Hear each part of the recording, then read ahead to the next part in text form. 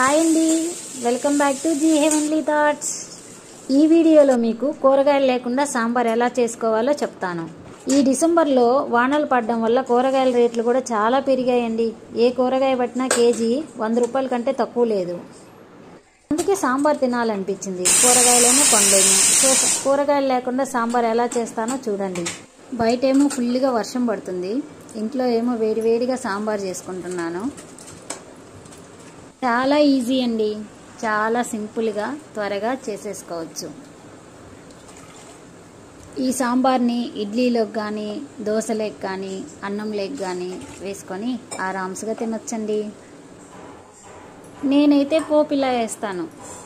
కొంచెం ఆవాలు, జీలకర్ర, పచ్చెనపప్పు, కరివేపాకు, ఎండుమిర్చి, కొంచెం వెల్లుల్లిపాయలు, నెక్స్ట్ ఆనియన్స్.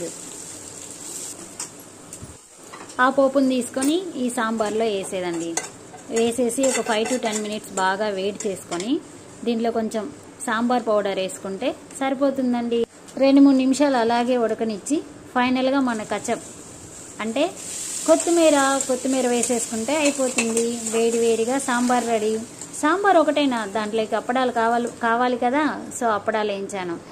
నేను అప్పడాలు వేయించిన తర్వాత సాంబార్లోకి మంచి కాంబినేషన్ అండి దొండకాయ ఫ్రై, సాంబారు, అప్పడం ఉంటే సూపర్గా ఉంటుందండి. ప్లేట్లో అన్నం మిగిలించకుండా మొత్తం తినేస్తాము. బయటపడే వర్షానికి ఇంట్లో వచ్చే సాంబార్ స్మెల్కి వేడివేడి అన్నంలో వేడివేడి సాంబార్ వేసుకొని దొండకాయ ఫ్రై వేసుకొని అప్పడం నంచుకొని తింటుంటే సూపర్గా ఉంటుంది.